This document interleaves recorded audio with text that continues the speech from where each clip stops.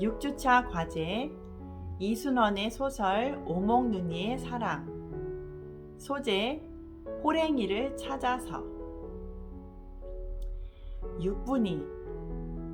아니, 새 이름이 육분이가 뭐예요? 여러분, 이름만 들어도 어딘가 촌스럽고 모질라 보이지 않나요? 이 책을 대할 때 처음에 든 생각은 뻐꾸기가 몰래 낳고 간 알을 지 새끼인 줄 알고 키우는 어리석은 새. 그래, 그 흔한 새 이야기구나 했어요. 예상대로 오목눈이 작은 새인 육분이 엄마는 7푼이 8푼이보다 한참 모질랐어요. 지 새끼들 둥지에서 다 밀어버린 못된 남의 새끼인데도 그 큰 덩치에 어울리지도 않는 앵두라는 이름까지 지어주고 금이야 오기야 키우죠. 그 큰 앵두를 보면서 눈에 넣어도 아프지 않을 내 새끼 라고 틀림없이 생각했을 거예요. 그리고 저의 예상대로 앵두는 어느 날 진짜 엄마 뻐꾸기를 따라 인사도 없이 날아가 버립니다. 인성도 없는 뻐꾸기 새끼 같으니라고. 육분이가 너를 어떻게 키웠는데? 남자아이 셋을 키운 저는 육분이가 한 말을 수천 번도 더 했을 거예요. 특히 저는 둘째 아들하고는 말만 했다 하면 싸움이 되었죠. 어느 날 둘째는 집을 나가고야 말았어요. 내가 지한테 어떻게 했는데. 그러나 아들은 말도 없이 곁을 떠났답니다. 앵두를 원망하던 육분이처럼 저는 제 마음을 아프게 하고 큰 상처를 주고 떠나간 아들이 정말 미웠어요.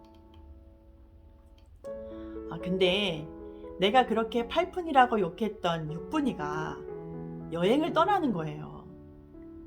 너무 보고 싶고 그리운 앵두를 찾아 나서는 겁니다. 원망하는 마음보다 그리움이 더 크다는 말. 앵두한테 분명히 이유가 있겠지. 왜 내가 떠나야만 했는지 내가 알아야겠어. 작은 새 오목눈이는 텃새잖아요. 뒷산도 못 가본 새가 19,000km 떨어진 아프리카까지, 그것도 말도 없이 떠난 인성도 없는 그 못된 앵두를 찾아 나서는데, 신기한 것은 제 마음에 육분이가 점점 부러워지기 시작했어요. 앵두를 사랑하고 그리워하는 마음이 원망하는 마음보다 크니까 육분이가 그 길고 거친 여행길을 마다 않고 날아가더라고요. 그리고 드디어 서로 만났을 때 육분이는 앵두에게 더 이상 묻지 않기로 합니다. 일부러 그런 게 아니라는 것을 알게 된 겁니다. 철새로 태어나 떠나야 하기에 자신이 알을 낳고도 키울 수가 없고 위험한 일을 겪을지도 모르는데도 그렇게 두고 떠나가야만 했던 뻐꾸기의 운명에 대해서 알게 되면서 육분이가 한 말들이 제 마음을 가득 채웠어요. 엄마가 내 알을 품어줄게, 앵두야. 다른 데로 가지 마. 내가 내 알을 다 품어줄게. 제가 받은 상처만 보느라고 상처를 주고 있었다는 것을 저는 전혀 몰랐어요. 저의 둘째 아들 한범이라는 이름은 큰 호랑이라는 뜻인데요. 이 책을 읽으면서 저는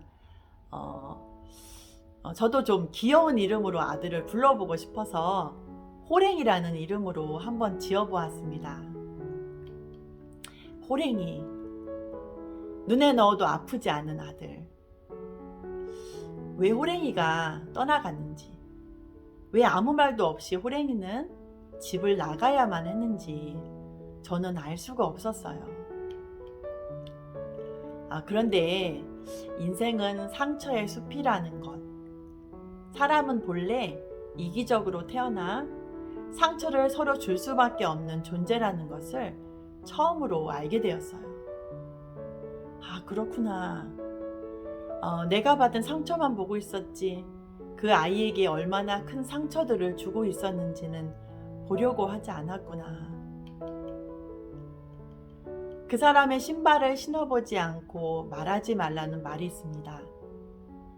뻐꾸기 입장이 되어보니까 그럴 수밖에 없었구나.